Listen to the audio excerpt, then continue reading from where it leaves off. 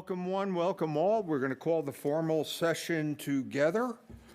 And the first order of business is to read the notification. Honorable members of City Council, in accordance with the Virginia Beach City Code 2-21, Virginia Code 15.2-1413, and the city's continuity government ordinance adopted on September 15th, 2020, and Chapter 1289 of the 2020 Acts of Assembly as amended, and by the authority vested in me as mayor of the city of Virginia Beach, I hereby call for a special meeting by electronic communication means of the city of Virginia Beach, Tuesday, February 2nd, 2021, now at 6 p.m.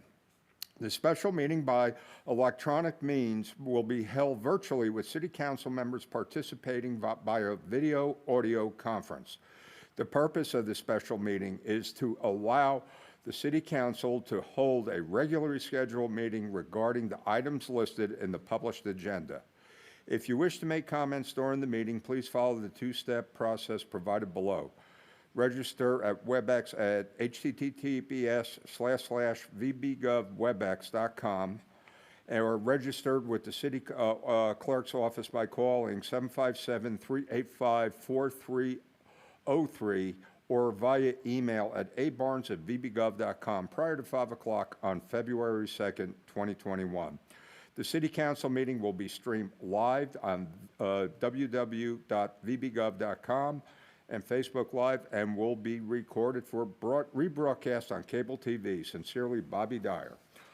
Okay, and at this point, can we have the roll call, Madam Clerk? Yes, Mayor. Councilmember Abbott? Present. Councilmember Berlucci?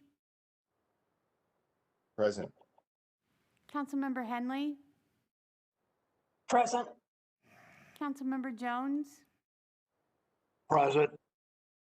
Councilmember Moss? Present. Councilmember Rouse? Present. Councilmember Tower? Aye. Councilmember Wilson? Here. Councilmember Wooten? Aye. Vice Mayor Wood? Present. Mayor Dyer? Aye. All present. Okay, great. At this point, I would like to recognize our great Chief Deputy Clerk, Ms. Chilius, who will provide meeting structure and instructions. Thank you, Mayor. Good evening, Mayor and members of City Council. This is Chief Deputy City Clerk Terry Chilius. Today's meeting is being conducted electronically and is allowed as described by Mayor Dyer during his reading of the call for special session. Also, please note this meeting is being recorded. Mayor and members of council, we begin the meeting with 6 speakers registered for this evening's public hearing. To ensure this live event is successful, please note the following meeting instructions must be followed. Speakers, please mute any additional devices you have in the room to avoid any unnecessary background noise and the possibility of echoing. It is important that once your name is called, please wait 2 to 3 seconds before speaking to ensure council hears your complete remarks. Please begin your comments by identifying yourself. Also, do not ask, "Can you hear me?" as only one audio feed is open at a time and you will be unable to hear a response. Speakers will be recognized in the order they are registered. Please note if the speaker does not respond or if a technical issue occurs which renders the comments unintelligible, I will move on to the next registered speaker. The mayor will read the rules for speakers next. Mayor and members of City Council, are there any questions about the process? Mayor, I see no virtual hands raised. I turn the meeting over to you. Okay, at this point, I call for approval of the minutes of the special session of January 19th, 2021. Okay. Okay, do we have a motion? Councilmember Moss? So moved. Councilmember Tower? Second. Thank you. Councilmember Abbott? Aye. Councilmember Berlucci, Aye. Councilmember Henley, Aye. Councilmember Jones, Aye. Councilmember Moss, Aye. Councilmember Rouse, Aye. Councilmember Tower, Aye. Councilmember Wilson, Aye. Councilmember Wooten, Aye. Vice Mayor Wood, Aye. Mayor Dyer. Aye.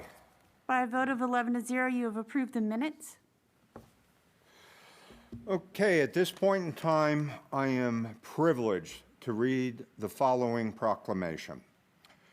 Whereas people of African descent first arrived in Virginia in 1619, and whereas the first persons of African descent in Virginia Beach were likely to have been from 3 individuals transported by here, Captain Adam Thorogood by 1637, and whereas the general commemoration of historic contributions of African Americans in Virginia and elsewhere was first established as Negro History Week in 1926 by a native Virginian, Carter G. Woodson.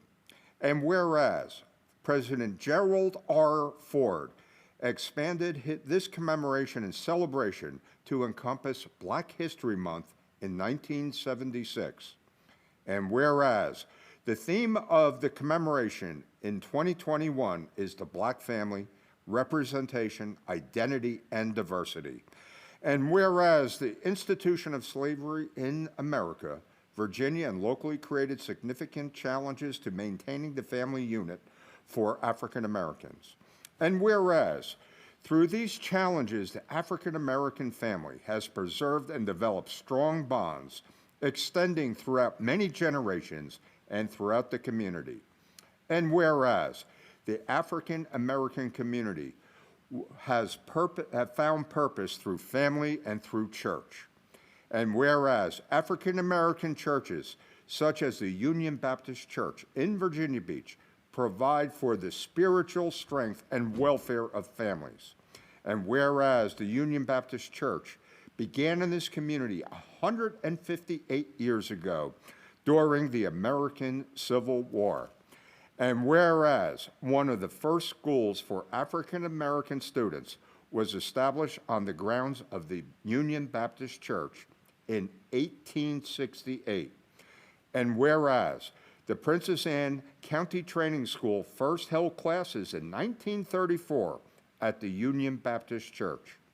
Whereas Betty Forbes Williams, a lifelong member of the United Baptist Church, became the second supervisor of Negro elementary schools in Princess Anne County in 1946.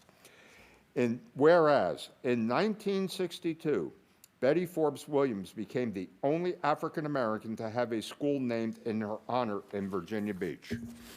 And whereas the Union Baptist Church congregation of over 300 members now worships in the church's 5th building. Whereas in 2012, Union Baptist Church elected the Reverend D. Thomasine Reed as their pastor, giving her the honor of being the first Black female called to pastor a traditional Baptist church in the Tidewater area. And whereas in 2013, Union Baptist Church dedicated the Reverend W.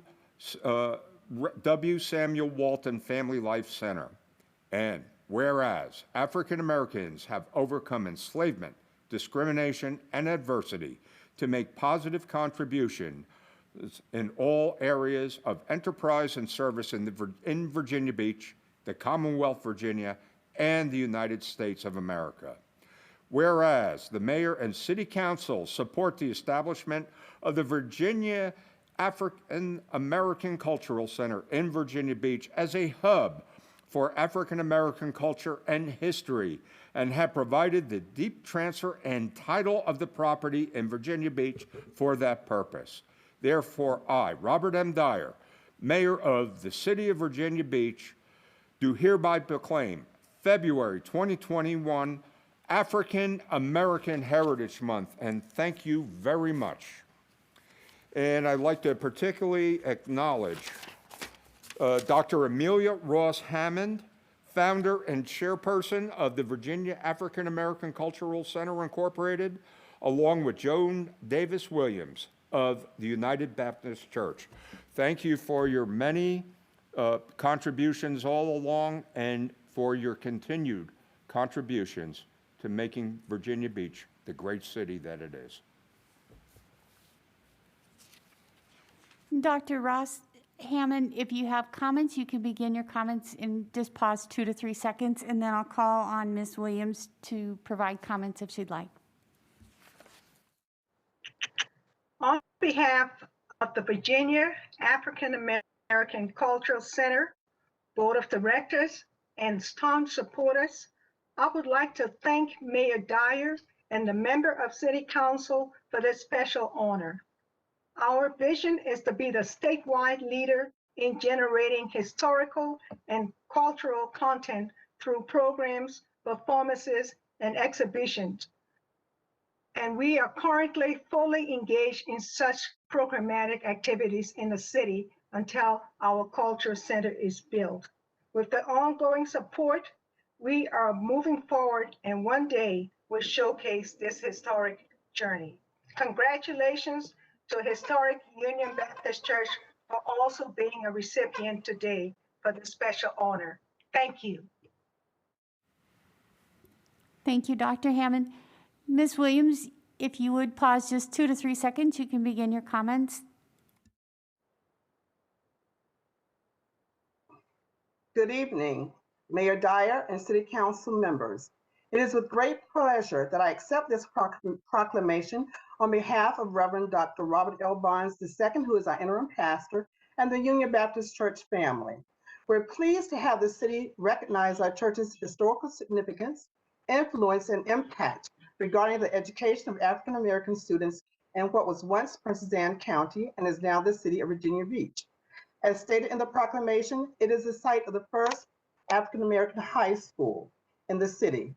And now, even in 2021, 3 and 4 generations later, we're continuing in that pursuit of academic opportunities and empowerment. Again, we thank you. And thank you, Dr. Ross-Hammond and Ms. Davis, once again for your contributions. And, we are a better society because of you. For that, I thank you very much. Okay, at this point, we're going to move on to a public hearing and the declaration and sale of excess property at 5694 Wesleyan Drive to Ebenezer Baptist Church. Any speakers? Yes, Mayor, we have 6 speakers. Dr. Amelia Ross-Hammond, and then I'll call on Perez Gatling. Dr. Hammond, if you'll pause just 2 to 3 seconds, you can begin your comments. Good evening, everyone.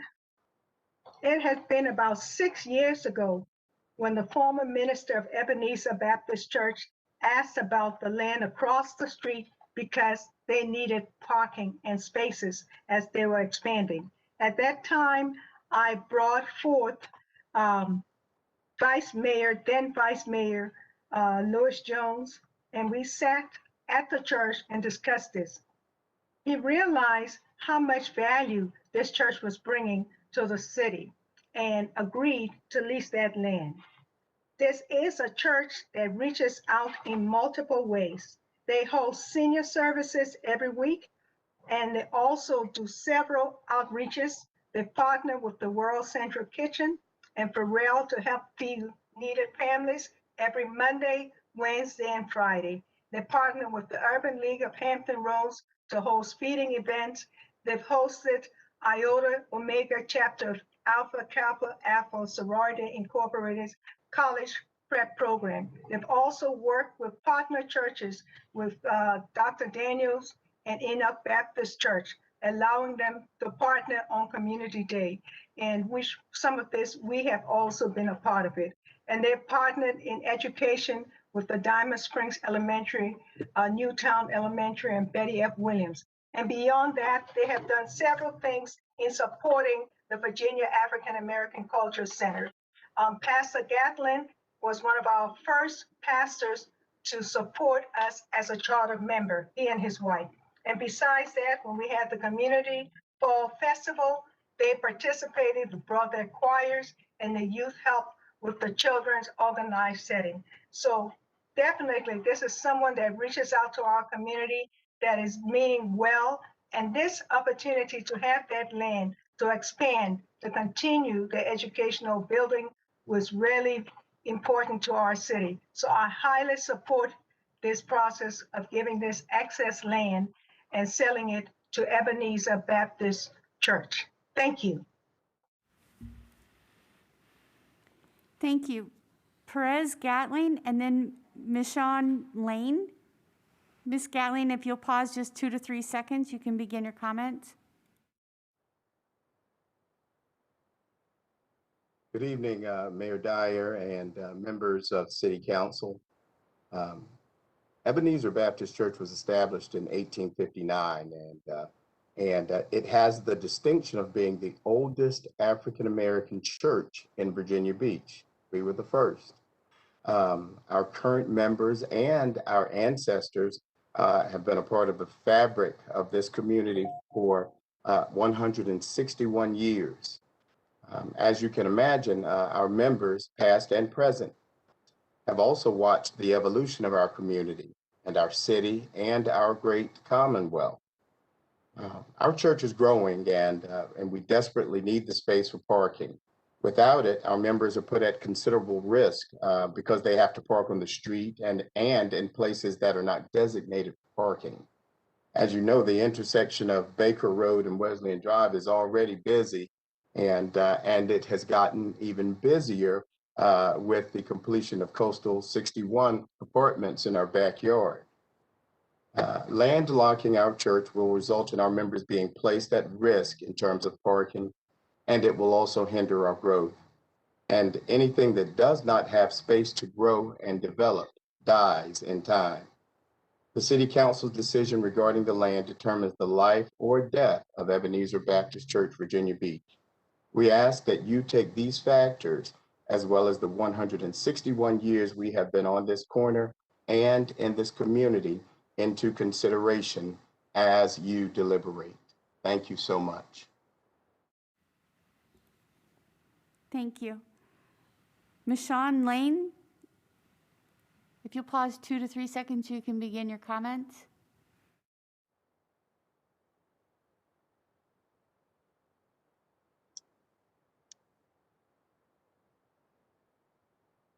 The next speaker, Michael Daniels, followed with Robert West.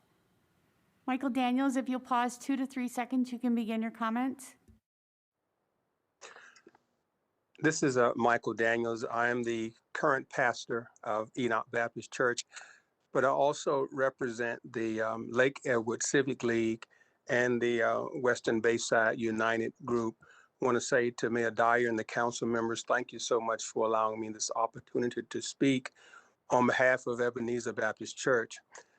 Ebenezer Baptist Church has been a staple of this community. They have been community partners that have been integral and essential for the well-being of this community. Their partnership and their leadership have resulted in our being able to enhance the quality of life for many of the individuals that live in the Lake Edward and Western Bayside and Campus East community. The survival of this community really also hinges upon the survival of our faith-based community. And Ebenezer certainly is critical to making that a successful story. And so certainly I want to say that on behalf of the Civic League in Lake Edward, on behalf of the Western Bayside United Group, we fully support Ebenezer acquiring the land because we believe that their success will go a long way in helping us continue to move this area forward so we can be the kind of community that not only Virginia Beach, but the state of Virginia is also proud of. Thank you so much for allowing me this opportunity to lend support to this project. Thank you. Robert West, followed with Roger Bramlett. Mr. West, if you'll pause 2 to 3 seconds, you can begin your comment. Good evening. This is Robert West. Ebenezer Baptist Church has been a staple entity of Virginia Beach since 1859. And I feel very comfortable if we secure the land. It will not only help us as far as keeping our parishioners and community safe, but it also gives the opportunity for parking so that we can continue our services within the community. And that is my main reason why I feel that Ebenezer would be justified in purchasing this land. Thank you. Thank you. Our final speaker is Roger Bramlett. If you'll pause 2 to 3 seconds, you can begin your comments. Thank you for this opportunity. I just wanted to say, in accordance with some of the speakers you've already heard, I believe this piece of land holds promise. This land would give Ebenezer Baptist Church and the surrounding communities a chance to interface with each other and create something that possibly serves the needs and concerns for most, if not all, in the immediate area.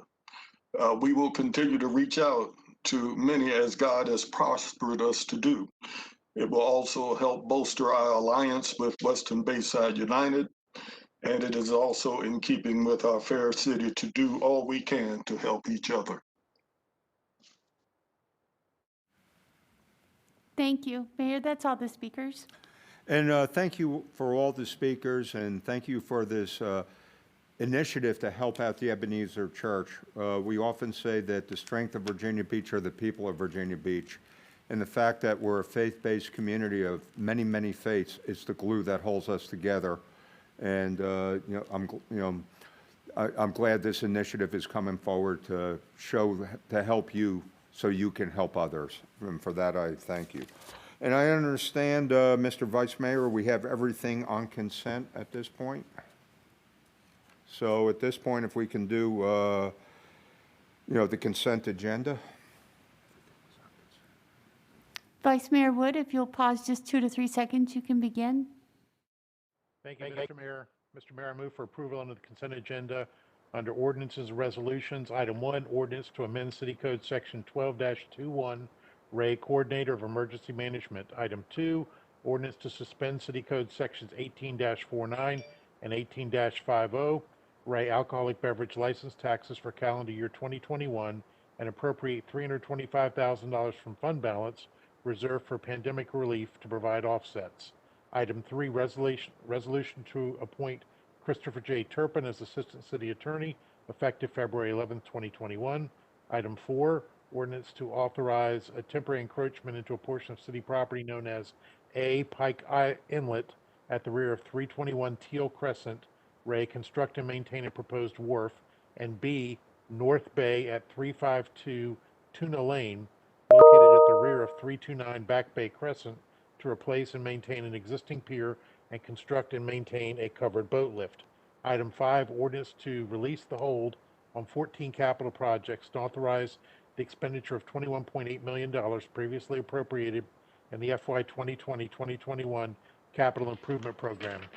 Item 6, ordinance to appropriate $202,920 increased accordingly from the Commonwealth of Virginia to the FY 2020-2021 Sheriff's Operating Budget and authorize the payment of $500 bonuses Ray locally funded sworn officer appointees.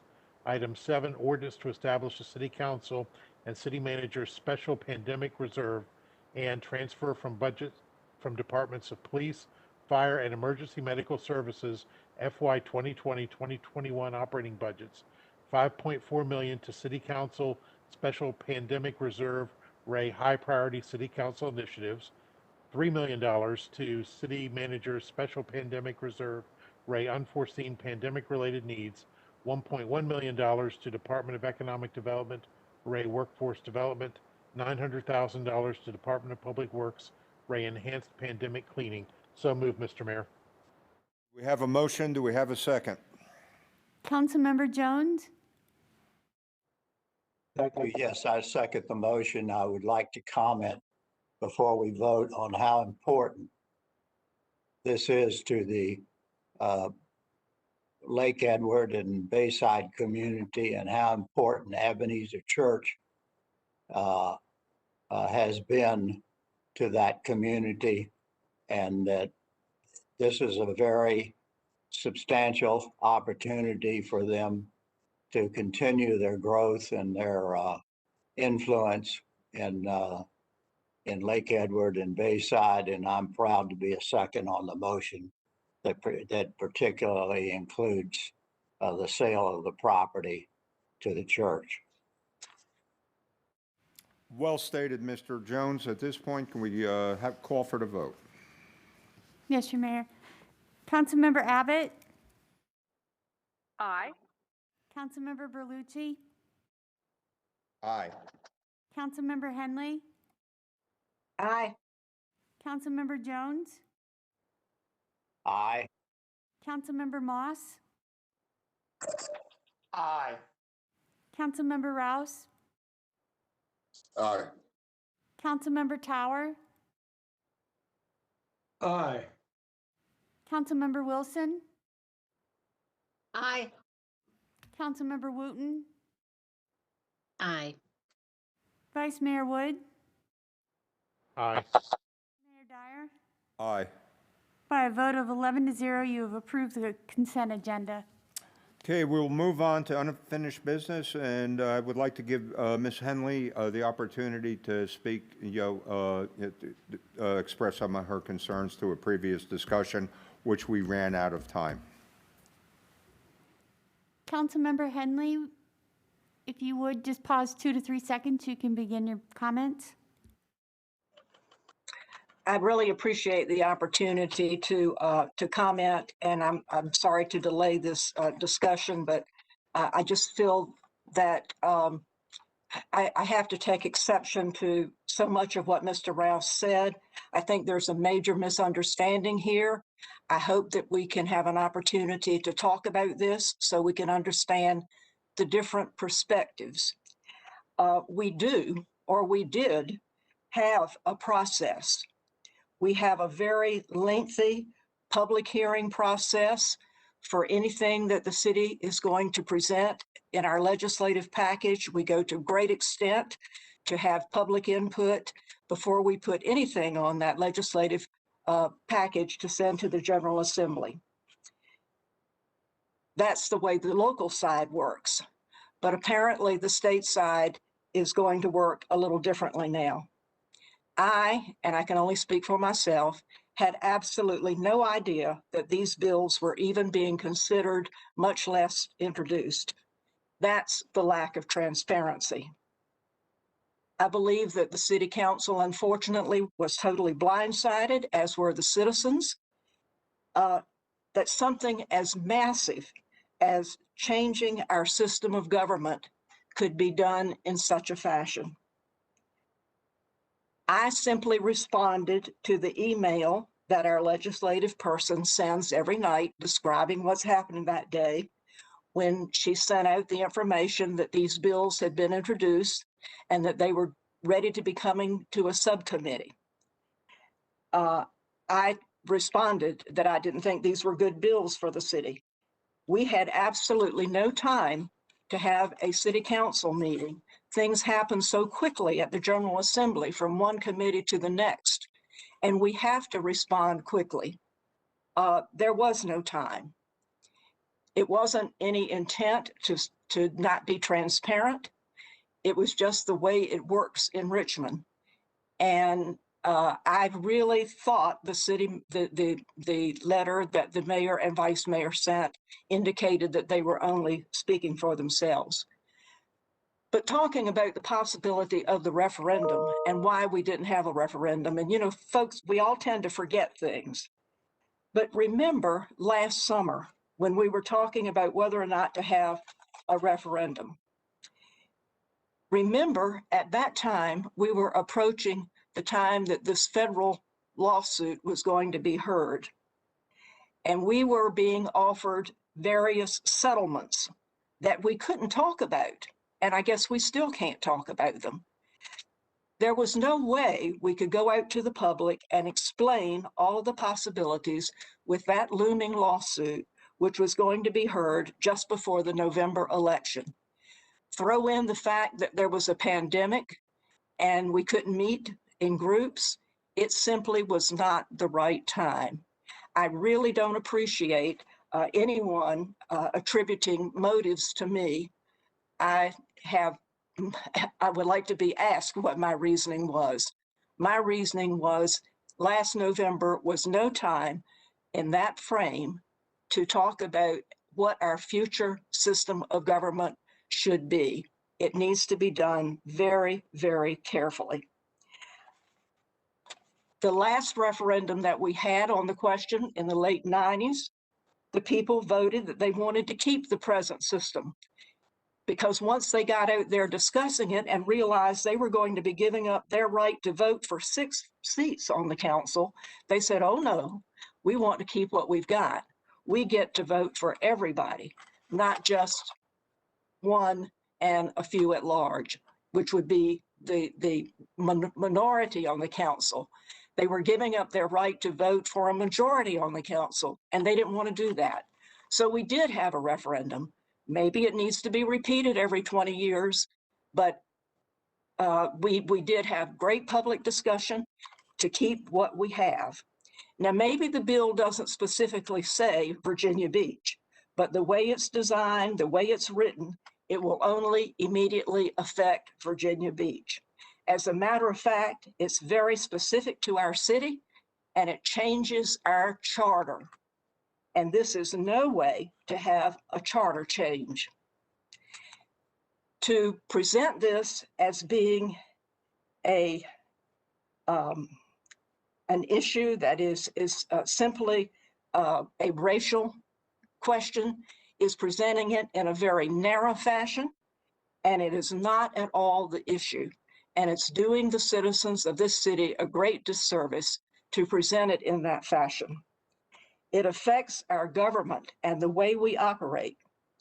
Because if we go to wards, each person who's elected as a ward representative will only be elected by and responsible to the people in that ward, not the whole system, not the whole city. As it is now, each of us is responsible to the whole city because we all vote on all of the issues.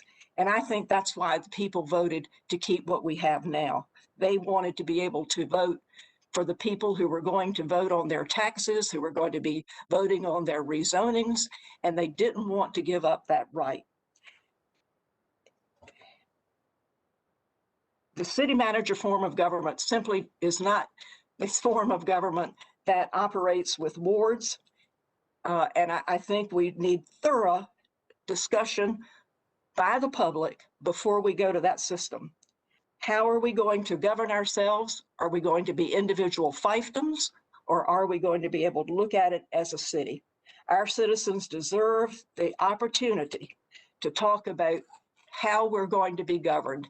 And I take great exception to have something slipped in this fashion with no notification, not only to the governing body, but to our citizens. And it has absolutely nothing to do with the racial issue as far as I'm concerned. It has a way to do, all in the world to do with how we govern this city. And I think it needs discussion, and I certainly hope it doesn't get misportrayed in another fashion. And I hope we can talk about it before we go down that road. And thank you for the opportunity to speak. And thank you, and I'm certain that during the upcoming retreat and subsequent conversations, but in fairness, does anybody else would like to touch on this matter? Yes, Mayor. I have Vice Mayor Wood next, followed with Councilmember Rouse. Vice Mayor Wood, if you'll pause just 2 to 3 seconds, you can begin your comments. Well, thank you, Madam Clerk and Mr. Mayor. I appreciate the opportunity to weigh in on this since I was mentioned repeatedly by other council members today. The first thing I'd have to say is I completely agree with virtually everything Ms. Henley said about this, and I think it's important that we do, in fact, remember exactly what was going on when the referendum idea was defeated. And I think I would also suggest that folks look back and read some of the comments that were said during that, because I think that would be educational. To go back and react to some comments that I heard, first off, and I certainly understand Mr. Rouse's comments about, we need to have a process and do this sort of thing, and Ms. Wooten's as well. But I went back and just briefly, and again, I didn't realize this was going to be discussed today, but I found, I believe, at least 3 times that we had public meetings to discuss the city's legislative agenda and what was going on. And at no time, just like Mrs. Henley said, at no time did anyone mention either one of these particular bills. Maybe they mentioned to other people on council, but I know I haven't heard about them, and I've yet to speak to anybody on council that says they've heard about them, but maybe somebody did. I don't know. But I think it's important also, they say this isn't a Virginia Beach centric bill. Well, one is and one isn't. The one that was sponsored by Delegate Fowler clearly is. I didn't watch the hearings, but I'm told that during her talking about this bill, she actually read from the Virginia Beach referendum that Ms. Henley talked about, and read the question and used that as part of her comments. And I think it's also important to know that the sponsor of this bill also testified against the city in court. That's a public record. Copies of her testimony are circulating around. I know the media has asked me about and asked questions about parts of the testimony. So that's all. There's nothing secret. It's a public document. So it's, in my mind, I agree with the mayor that it's inappropriate to have been brought forward. It's not something that it short circuits a legal process, certainly, but it also does not address the transparency issue. We can always do better in terms of how we react to these things, but as Ms. Henley said, this was not something that was even on our radar until it popped up a couple of days before the subcommittee hearing. My understanding is the VML has taken a position against this Virginia Municipal League, so that tells you that this is beyond just a majority of people on city council. It's a majority of the elected bodies in Virginia. So yeah, we can react and have meetings if we know these things are coming up, and had this been addressed to us, we could have done it. But I certainly respect Mr. Rouse and Ms. Wooten's comments, because we can always do better on these things, and one of the things that we need to get back to doing is to have, and this is something that Ms. Henley and I talked about the other day, is to have the delegates and senators and invite them to come to meetings 3 or 4 times a year, so we can at least find out what their issues are, things they may bring up, and in that way we'll be aware of it. I know in the past a lot of them didn't want to come because our rules are different than theirs. We actually, we're required to have the press when we have public meetings. Apparently that the open meeting laws don't apply to them the same way they do us. But I say we still invite them, and if they come, they come. If they don't, they don't. But at least we extend the invitation, and we have very, very frank, very public conversations about these things. So thank you very much, Mr. Mayor. Thank you. Councilmember Rouse, and then Councilmember Tower. Councilmember Rouse, if you'll pause just 2 to 3 seconds, you can begin your comments. Yes, I believe Councilman Tower was before me, so I'll give him the floor, and I'll be after him. Councilmember Tower, if you'll pause 2 to 3 seconds, you can begin your comments. Thank you, Terry. I don't want to belabor this,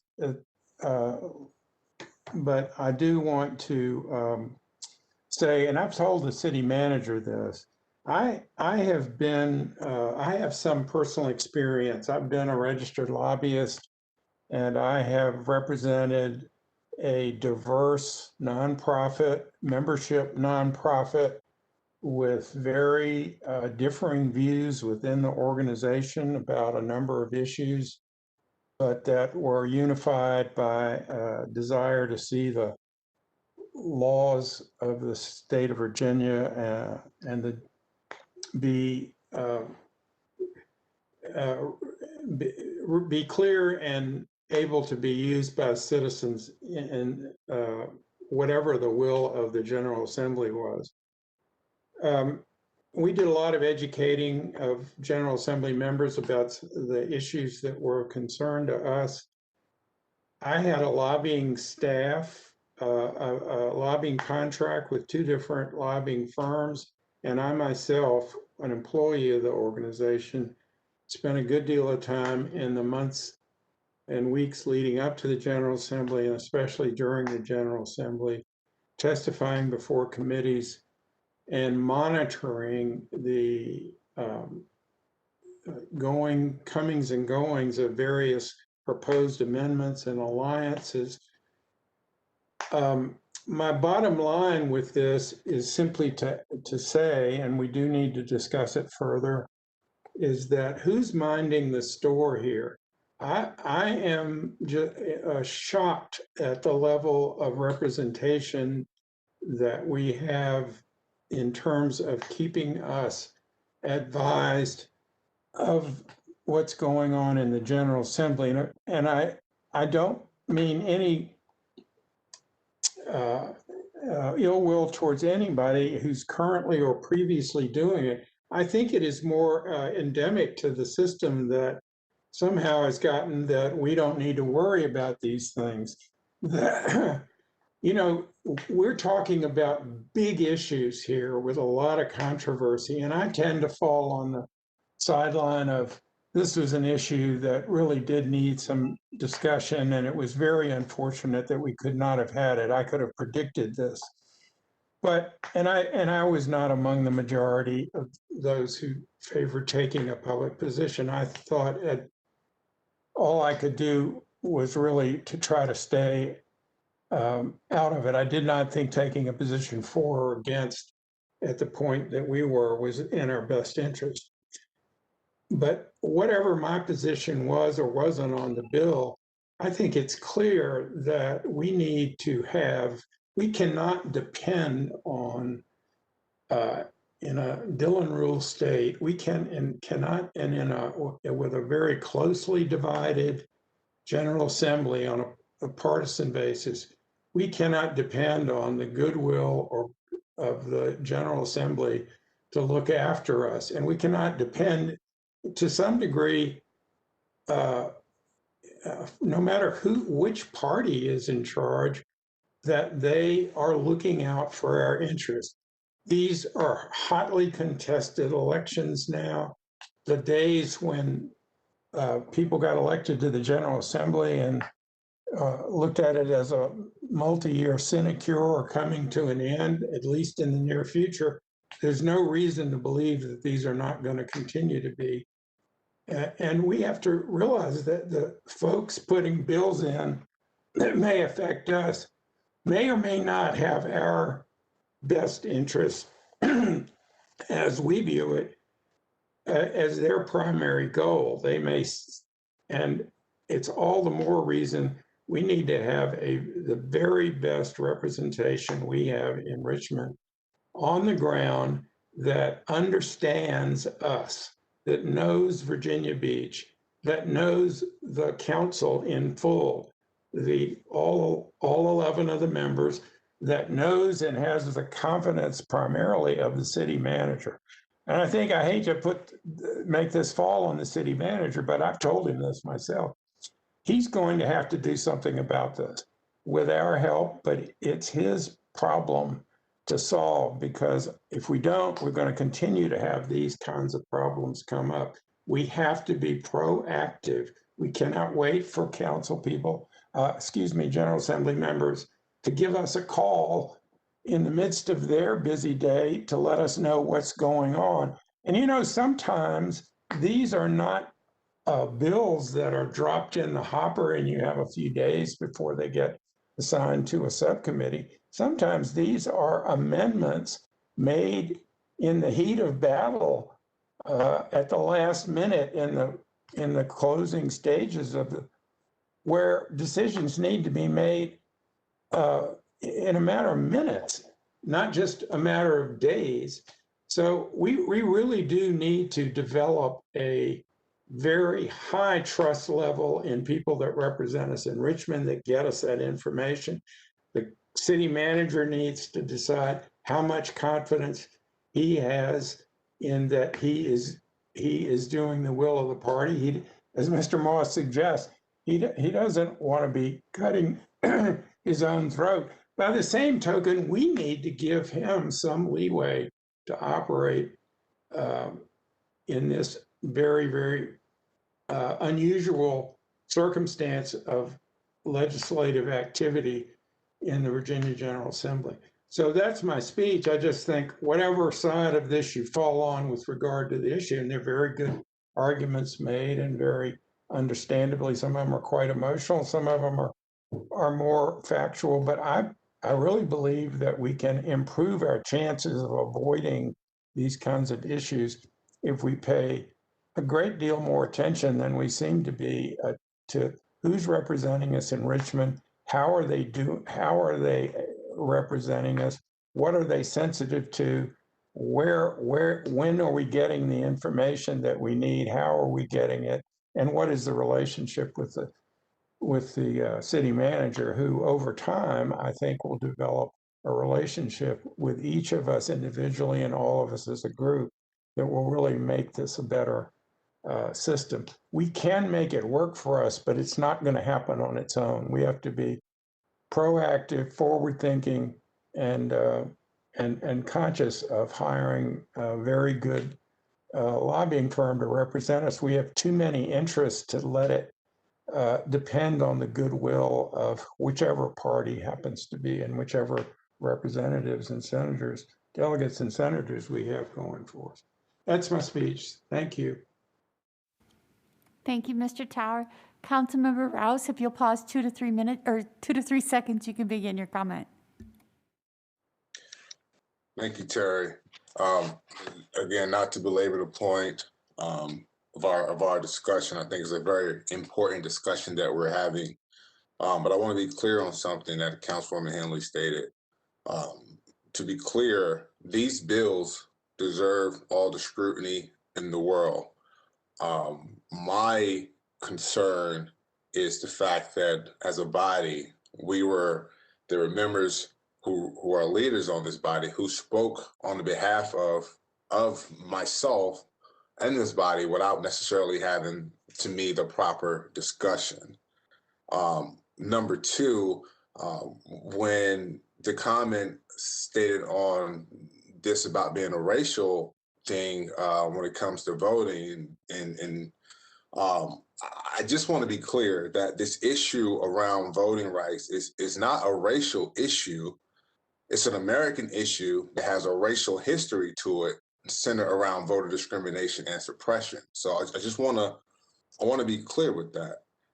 The third thing I want to make sure to be clear with is the fact that the silent majority that I mentioned earlier, I don't know who the silent majority was or is, but for the forthcoming from Mr. Moss, Vice Mayor Wood, and Dyer, and I believe the other council members who spoke. And lastly, the second day within Black History Month, I think is relevant when we talk about, oh, we have enough time to do this or not enough time to do that. And I understand things at the General Assembly work very, very fast, but I'm reminded of a quote from Martin Luther King: "It's always the right time to do the right thing." Thank you. Okay, anybody else on? Councilmember Berlucci is the last council member with his virtual hand raised. Councilmember Berlucci, if you'll pause just 2 to 3 seconds, you can begin. Well, thank you. And I certainly appreciate and respect the perspectives that were shared by my colleagues here this evening. And I think it was a very robust dialogue. And I think, as has been noted by the speakers before me, I think we probably learned something about how we can make improvements in processes like this, particularly about things that are of such importance as how we vote for council members in the city of Virginia Beach. And I think that really is the point that I'd like to make here, because we've heard, I think, very well stated objections to the process that was used to express objection to this legislation in the General Assembly, and I absolutely have consideration and respect for the members and for the points they made. But I also think it's worth noting, and it's very important that the people of Virginia Beach understand this and are aware of it. A matter of this importance should have been consulted with the city council. And I would think at minimum that a legislator who was bringing like this initiative forward would consult with the mayor and the vice mayor, if not the entire council. But I think that people need to know that didn't occur here. And so we can find flaws, certainly, with the system on our end. But I think we also need to be very aware and very clear about flaws that existed within the General Assembly in this process. I think the people of Virginia Beach, at minimum, are entitled to collaboration between their elected representatives, especially on a matter as important as this. And we can go back and talk about some of the discussions we had in the summer or previously. And I think that a fair point can be made about, I certainly understand and respect how people feel that this was the alternative that was the result of that discussion. And it's true that we live in a Dillon rule state, and the General Assembly can impose its will upon a municipality. But just because you can do something doesn't mean you should do it. And just because you can impose this upon the city and the people who live here doesn't mean you shouldn't, especially not with collaboration. I think we all owe it to the citizens of Virginia Beach to do better in their service. And I hope that moving forward, we'll take that into consideration, not only us, but our elected members of the General Assembly as well. Thank you. Thank you. Councilmember Wooten, if you'll pause just 2 to 3 seconds, you can begin your comments. Thank you. Yes, I just want to just speak to one point, and I believe it was brought up before by other council members as well, about the way in which Delegate Fowler brought this bill before the General Assembly. I just want to, I guess, be clear and make sure that there's transparency on this particular issue. I remember coming on board to City Council in 2018, and I do recall Delegate Fowler reaching out to us on several occasions about other bills that she was considering, to present, or wanted our input or wanted feedback.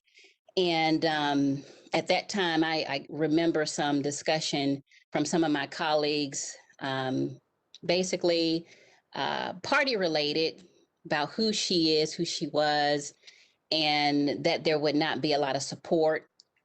And I don't know if that's the reason why she took the route she did, and I can't speak for her, but being a part of and really remembering how she has approached council in the past and not being well received for whatever reason might be a reason why she took the particular route that she did. And so I would say, as we reflect on the process, I think we also need to reflect that we are nonpartisan, and that whomever reaches out to us, we should do our best to listen to what they have to say, whether we like them or not, or whether we agree with the party or we don't. But I would venture to say, if in the future we try to make sure that we listen to everybody who reaches out to us, no matter who they are, no matter what the situation is, I think maybe we'll have more of an audience with them, and maybe things might be handled a little bit differently next time. And so those are just my comments and my observations. Thank you. Mayor, there's no more council members with their hand raised. Okay, thank everybody for their hearty discussion, and note that will be continued, and process improvement is going to be the name of the game with this, and we will have a better relationship with everyone in our delegation going forward. Okay, is there any new business at this time? Okay, at this point, I'm going to adjourn, and we will get ready for open dialogue. Thank you all.